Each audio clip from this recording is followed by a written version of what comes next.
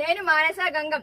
దేశవ్యాప్తంగా అప్పుడే పార్లమెంట్ ఎన్నికలు ఆల్రెడీ 2 విడతలు జరిగిపోయాయి. ఇంకా 5వ విడత జరగవలసి ఉంది. మన 2 తెలుగు రాష్ట్రాలలో మే 13వ తారీఖు ఎన్నికలు జరగవలసి ఉంది. ఈ హడావిడిలో చాలా సంవత్సరాల నుండి హిందువులు కోరుతున్న ముఖ్యంగా 3 విషయాలను ఏ హిందూ సంఘాలు కానీ ఈ సమయంలో ప్రస్తావించలేదు. దేశంలోని వివిధ రాష్ట్రాలలో వేరు వేరు పేర్లతో పిలువబడే దేవాలయ ధర్మదాయ శాఖను రద్దు చేసి హిందూ దేవాలయాలను హిందువులకే అప్పజెప్పాలి. గతంలో మన దేశాన్ని పాలించిన బ్రిటిషర్లు 1863లో రిలీజియస్ ఎండోమెంట్ యాక్ట్ అనే చట్టాన్ని అమలు చేసి మన దేవాలయాలను ప్రభుత్వ ఆధీనంలోకి తీసుకొని దేవాదాయ సంపదలను దోచుకున్నారు. ఆ దోచుకోవటం దాదాపు 160 సంవత్సరాల క్రింద మొదలై నేటికీ కొనసాగుతున్నది. నాడు పరాయివారు, నేడు మన ప్రభుత్వాలు, అంతే తేడా. కానీ దోచుకోవడం మాత్రం కామన్. దేశానికి స్వాతంత్రం వచ్చింది, కానీ మన దేవాలయాలకు